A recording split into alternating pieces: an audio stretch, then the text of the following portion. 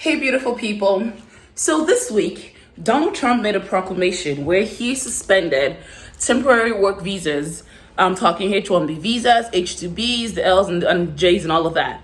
And you're wondering, oh my Lord, what does that mean for me right now? Let's talk about that, would you?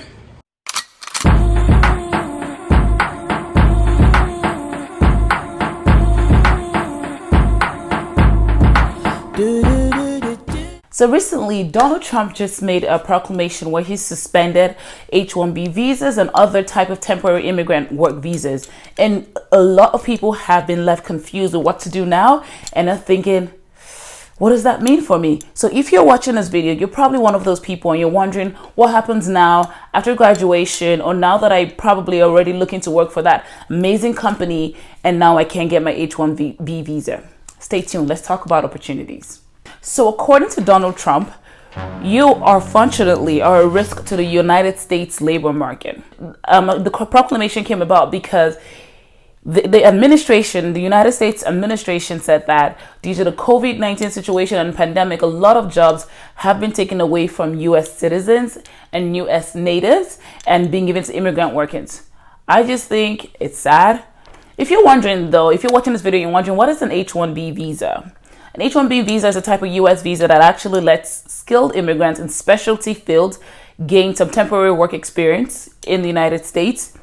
It could be after graduation, it could be in a tech job, it could be a senior leadership job, but it's typically people who have higher degrees and are working in specialty jobs. You know what industry that really falls in that I'm really passionate about? The tech industry.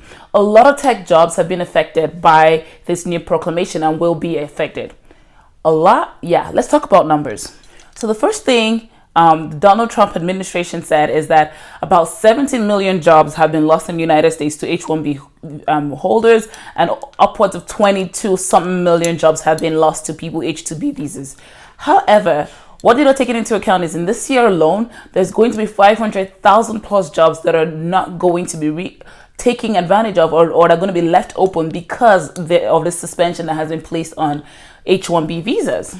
But you know what country that is just north of the border that is looking for immigrants like you? Oh, Canada, our home but not native land. Okay, so Canada still has immigration plans to expand to, I think the number was upwards of 321,000 immigrants and permanent residents that Canada is looking to invite to open its borders this year. I know, and I haven't seen anywhere where that number has changed because of the pandemic. I know that it's slowed down because we're not, right now the borders are closed and we're not accepting anyone in, but I know that Canada definitely is looking to get more immigrants into the economy, into the country, and more newcomers like yourself and myself. So you're thinking, Janey, really Canada, that cold place? Listen, it's not that bad. Actually, it's not bad at all. Canada is a better place if you ask me. I mean, I have family and relatives in the States and I definitely prefer living in Canada. There's a bunch of tech jobs. I live in the most diversity of the world. Hello, Toronto. The cost of living is relatively cheaper.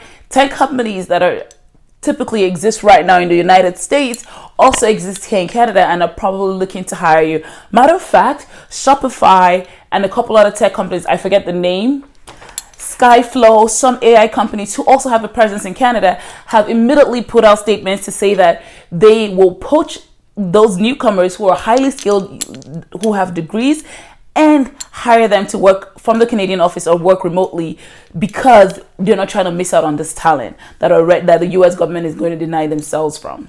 Okay, so we've talked about what H1B visas are and you're wondering, so there's been a ban on H1B, H2Bs, L and J visas, different types of temporary work visas. But now you're wondering, okay, who does it affect? Who does it not affect? Let me just tell you from research what I found on who it affects and who it doesn't affect. So I found that it actually affects people who are outside of the United States as of June last week, June 2020. If you're outside of the United States, it affects you. If you don't have a current immigrant visa right now, that ban affects you. If you don't have an official travel document as well, this ban is also going to affect you. So folks who already have an immigrant visa, you don't have to worry. It seems like you're good. It's those who are applying or who haven't received yet or who are currently outside of the United States. However, it doesn't apply, like I said, to people who have a permanent residency in the United States. If you're the child or the spouse of a United States citizen, even if you are supposed to get H1B visas, but if you work in the food supply chain and folks who are helping the United States economy, and people who, there's a big umbrella term as well, who will benefit national interest, which is very interesting. I know this is very polarizing. There's people who are like, yes, give us our jobs back. But the truth about it is immigrants and newcomers always benefit the economy. The United States that exists today was built on the backs of immigrants and slaves, but you always need newcomers, and Canada is obviously welcoming more newcomers. I just wanted to make this video really short, really sweet, because I have a lot of people, clients and friends and colleagues in the United States who are saying, oh my gosh, Janey, what does this mean for me?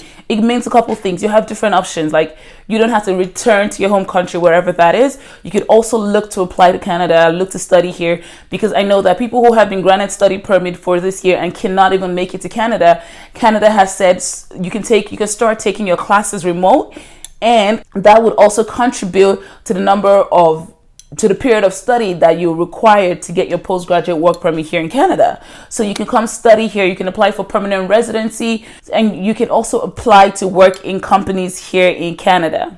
So a lot of people say, okay, what resources can I start looking for? I'll say first thing, do a quick Google search, tech jobs hiring right now in Canada. I mentioned Shopify, I mentioned Skyflow. There's another AI company, I'll probably put the link below, who is currently hiring.